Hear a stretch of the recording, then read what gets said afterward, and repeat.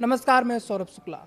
दुनिया के सबसे संवेदनशील समुद्री रास्ते यानी स्ट्रेट ऑफ हॉर्मुज से एक बड़ी और परेशान करने वाली खबर आ रही है। दुबई से यमन जा रहे एक भारतीय कार्गो जहाज अल फैज नूर सुलेमानी पर आधी रात को ड्रोन हमला हुआ है।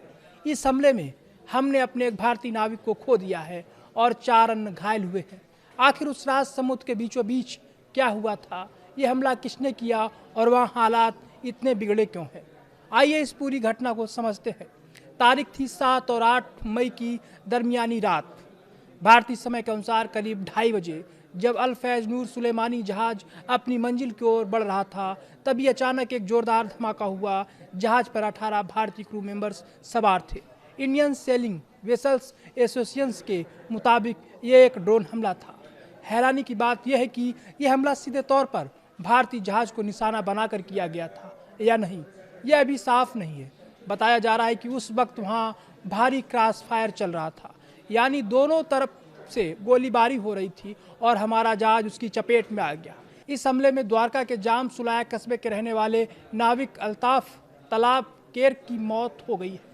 उनके परिवार में मातम पसरा है और उनकी पत्नी मदद के लिए द्वारका पहुंची हैं। इसके अलावा हमारे 4 और जांबाज क्रू मेंबर्स घायल हुए हैं। एक सदस्य का हाथ टूट गया है, दूसरे की ठुड्डी पर किसी तेज धार वाली वस्तु से चोट आई है। 2 अन्य सदस्य मामूली रूप से झुलस गए हैं। राहत की बात यह है कि सभी घायल फिलहाल अस्पताल में हैं और उनकी स्थिति स्थिर बताई जा रही है। अब सवाल उठता है कि वहां अचानक इतनी गोलीबारी क्यों हो रही थी। दरअसल उस रात स्ट्रेट ऑफ हॉर्मुज से 3 अमेरिकी युद्धपोत गुजर रहे थे।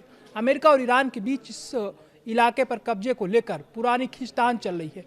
वहाँ अक्सर एक दूसरे को डराने के लिए सैन्य तैनाती की जाती हैं। अधिकारियों का मानना है कि उसी वक्त वहाँ हमले और जवाबी हमले शुरू हो गए और भारतीय जहाज इस जंग के बीच फंस गया। हमला किसने किया, इसकी आधिकारिक पुष्टि अभी किसी देश ने नहीं की है।